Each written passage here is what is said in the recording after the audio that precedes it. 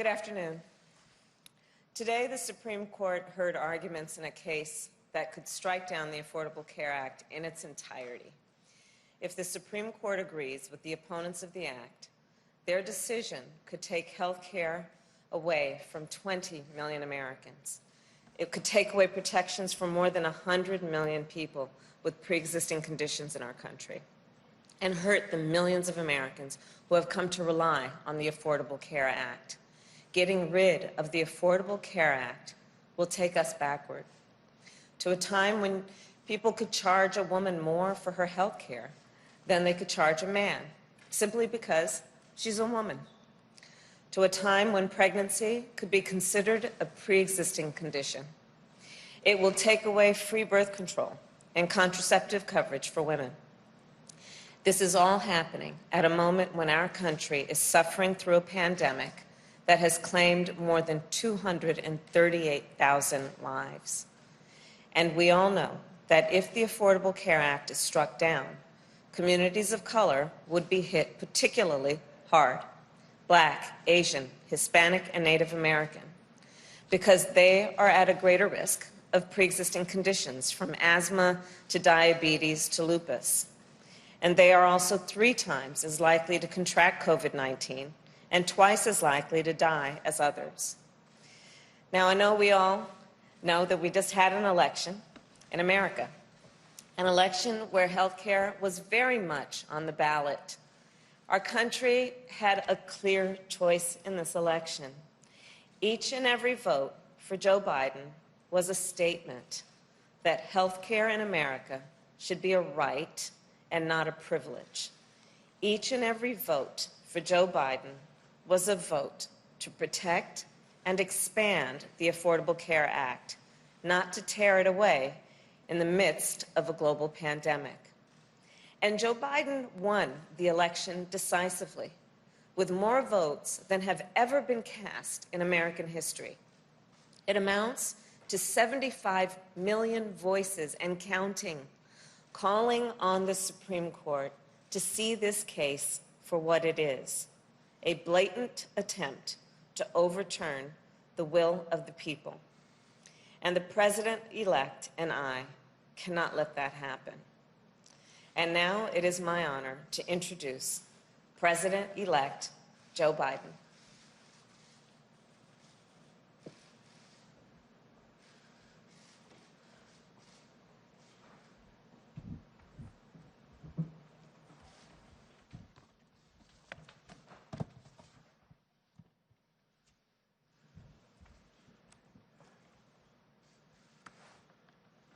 Thank you, Kamala. Good afternoon, everyone.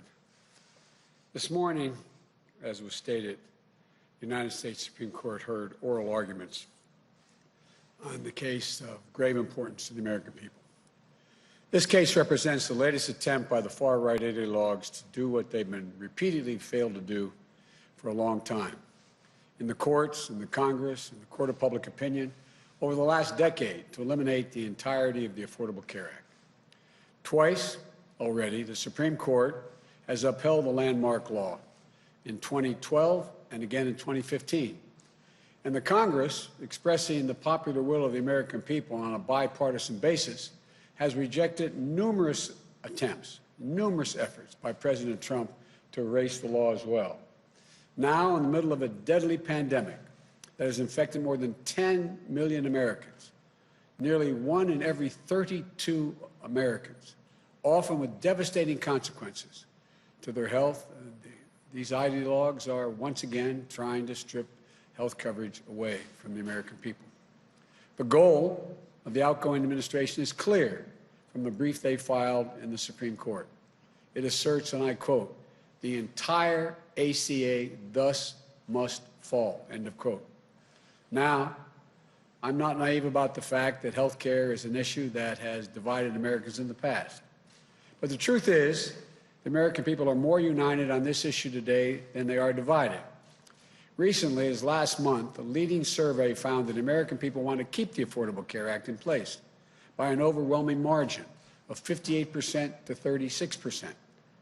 79% of the American people, including 9 out of 10 Democrats, 8 out of 10 independents, and 2/3 of Republicans want to keep the ACA protections for people with pre-existing conditions, which would be eliminated if this lawsuit were to succeed. This doesn't need to be a partisan issue.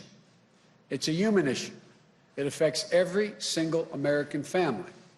We can't subvert the growing consensus of the American people based on an argument put forward in the briefs seeking to invalidate the law that even many conservative legal scholars, including in the National Review, consider to be, quote, ridiculous. Let's be absolutely clear about what's at stake.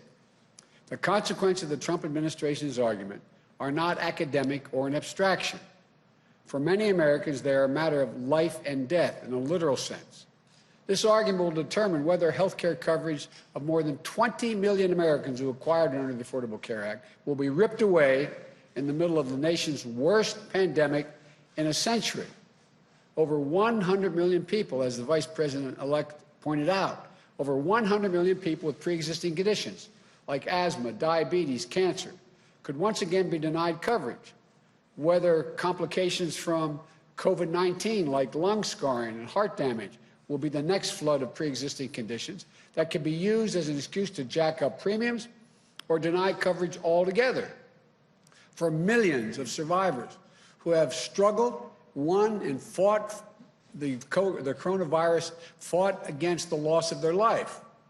This argument is going to determine whether women, as is pointed out, will once again be charged higher premiums just because they're women, or seniors will see their prescription drug costs go up. And like kids who, whether or not they can stay on their parents' plans till age 26, whether annual lifetime benefits will be reimposed. So someone could walk in and say, die in peace, you've run out of your coverage. This isn't hyperbole, it's real as it gets. When a family is faced with the awful news of a child's diagnosis with leukemia, or a mom forced to battle against breast cancer, an accident that leaves loved ones unable to live the life they've always known, it stops your heart. It stops your heart. It wrenches your entire world right off its axis when that happens. And many of you know that from your own personal experiences. Believe me, I know the feeling, and too many American families do as well. In that moment, the very last thing on your mind, the very last thing should be on your mind, is whether you can afford the treatment. The Affordable Care Act was created to put a stop to that inhumanity. It was created to ensure that families thrust into their worst nightmare of their lives could focus not on money, but on the fight that really matters. Obamacare is a law that every American should be proud of. It's why people with pre-existing conditions are protected in this country.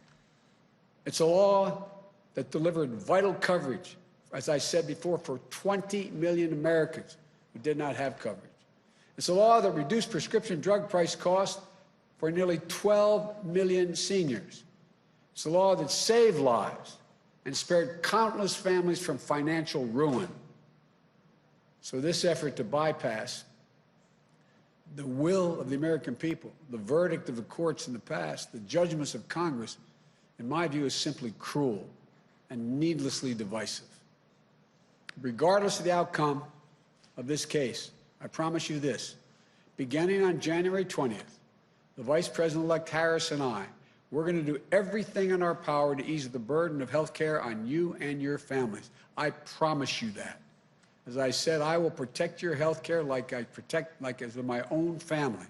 And we've been, unfortunately, significant consumers of health care. That starts by building on the Affordable Care Act, with the dramatic expansion of health care coverage and bold steps to lower health care costs. My transition team will soon be starting its work to flesh out the details so that we can hit the ground running, tackling costs, increasing access, lowering the price of prescription drugs.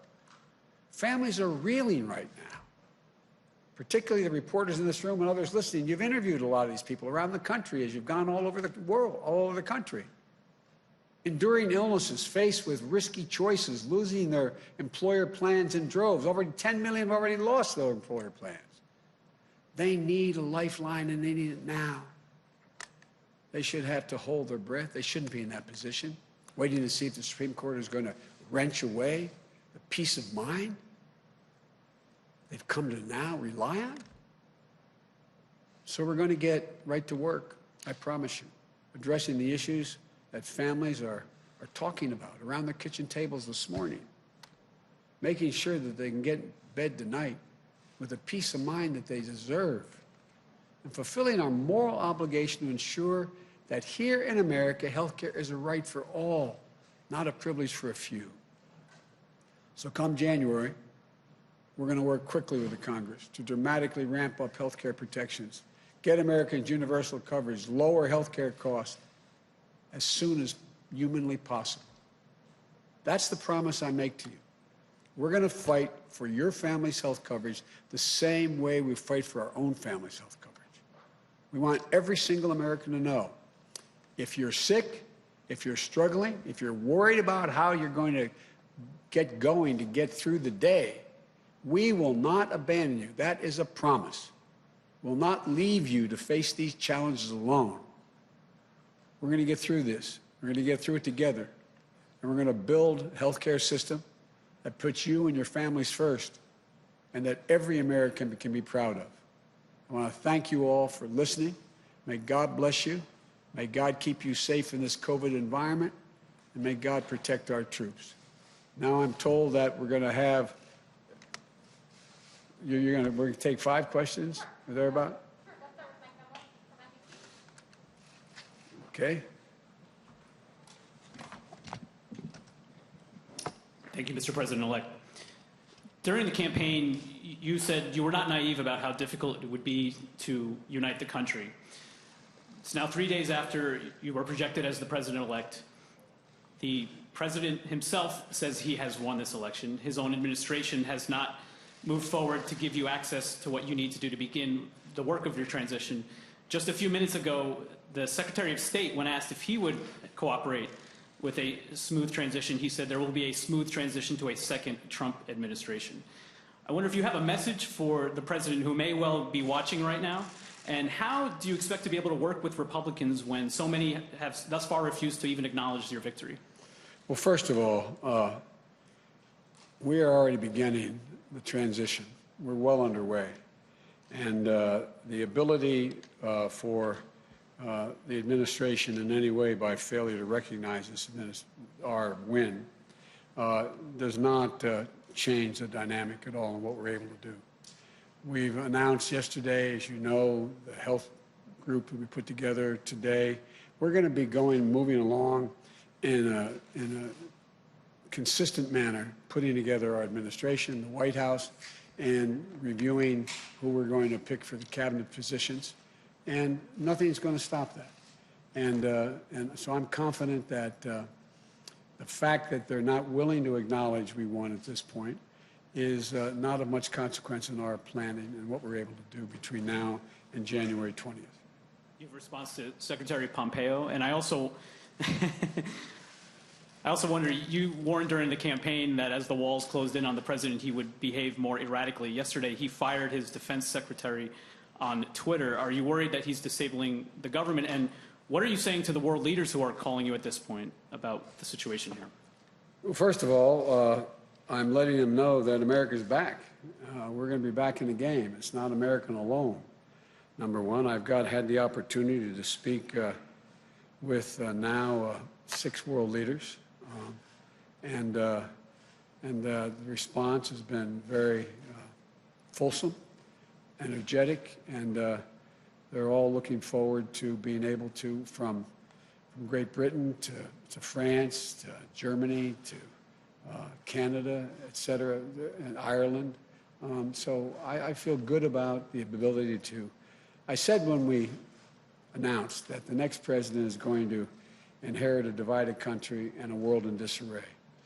The reception and welcome we've gotten around the world from our allies and our friends has been real. I have a number of other calls to return, and so I feel confident that we're going to be able to put America back in the place of respect that it had before.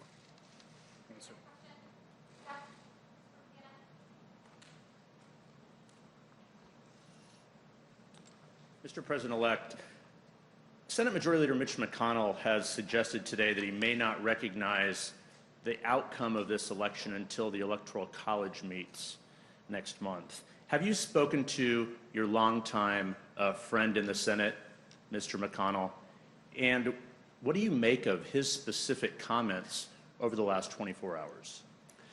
I haven't had a chance to speak to Mitch. My expectation is that I will do that in not too distant future.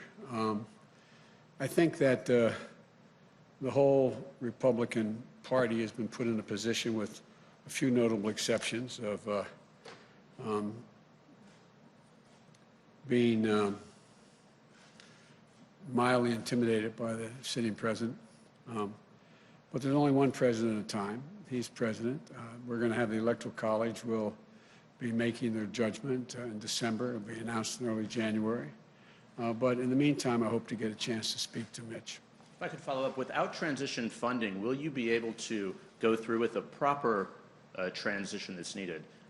Would you like access to the PDB, and will you authorize legal action, or would that be too divisive, do you believe? We can get through without the funding.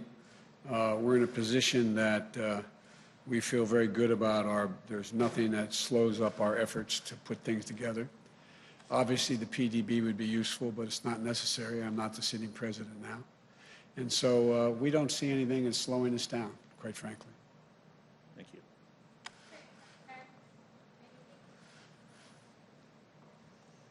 Thank you, Mr. President-elect, and congratulations to you both. Have you tried to reach out at all to the president? And if he is watching right now, what would you say to him? Mr. President, look forward to speaking with you. And you say that you are being able to move ahead without interruption, but to Jeff's point, presumably at some point you will need access to more classified information, secure facilities and the like. What options are you considering? How will you move ahead if the president continues to refuse to concede? Well, look, access to classified information is useful, but I'm not in a position to make any decisions on those issues anyway. There's one, as I said, one president at a time, and he will be president until January 20th. It would be nice to have it, but it's not critical. And we're just going to proceed the way we have. We're going to do exactly what we'd be doing if he had conceded and said we've won, which we have. And so there's nothing really changing. But not ruling out legal action? No, I don't see a need for legal action, quite frankly. I think the legal action is, you're seeing it play out, the actions he's taking. And so far, there is no evidence of any of the assertions made by the President or Secretary of State Pompeo. Secretary of State Pompeo.